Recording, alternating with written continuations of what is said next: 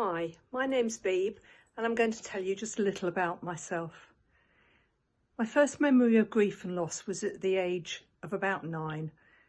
My grandmother, who I adored, had cancer and lived with us.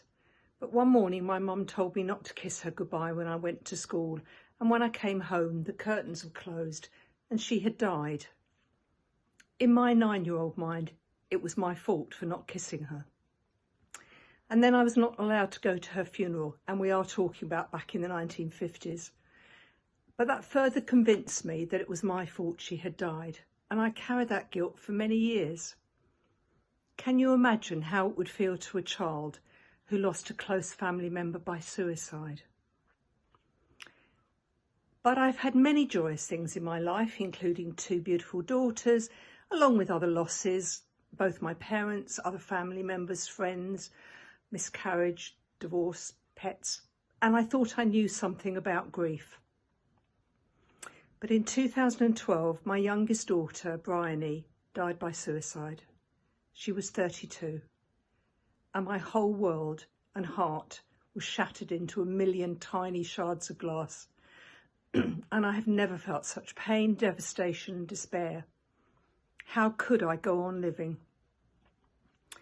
She'd been sexually assaulted as a teenager and had suffered with anxiety and depression, but she was the sweetest, kindest, gentlest, yet troubled young woman. However, I was determined that Bryony's lasting legacy was not going to be a tragedy, and I tried to find some small, sun-filled glades in the dark, foreboding forest of my grief. And over the last 10 years, I've learnt so much about myself, grief and emotions. And in 2021, I trained with David Kessler as a grief educator. I have also come to realise that a death by suicide, for whatever reason, whether it is because of mental health problems or addiction or what might seem like an out-of-the-blue spontaneous thing, is because of an illness of the mind of some kind, and there should be no stigma attached to it. Society talks about people bravely battling against cancer, and my belief is that some people feel they cannot battle the hopelessness, mental pain and anguish they feel, and that can lead to their death. I've had many feelings of yearning to be with my daughter over the years, and in the end, the thing that's probably helped me most is mindful self-compassion and the peer support of others who get it. So I regard myself as a person with the living experience of suicide. It's not something just in the past, but continues to inform my thinking, and for me has certainly led to post-traumatic growth and finding continuing bonds with Bryony. I've been a volunteer in various roles with survivors of bereavement by suicide, which is a national charity, for the last 6 years, and have supported others and heard many truly tragic and heartbreaking stories.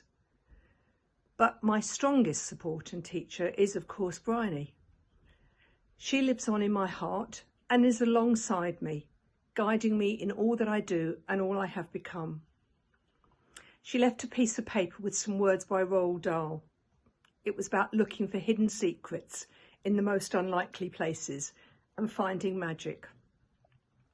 I know that Bryony has led me to looking for and finding magic, hope and meaning, and I thank and honour her every day. So if you are feeling hopeless, mental pain, or that the world might be a better place without you, I urge you to reach out for help and not feel alone in your anguish.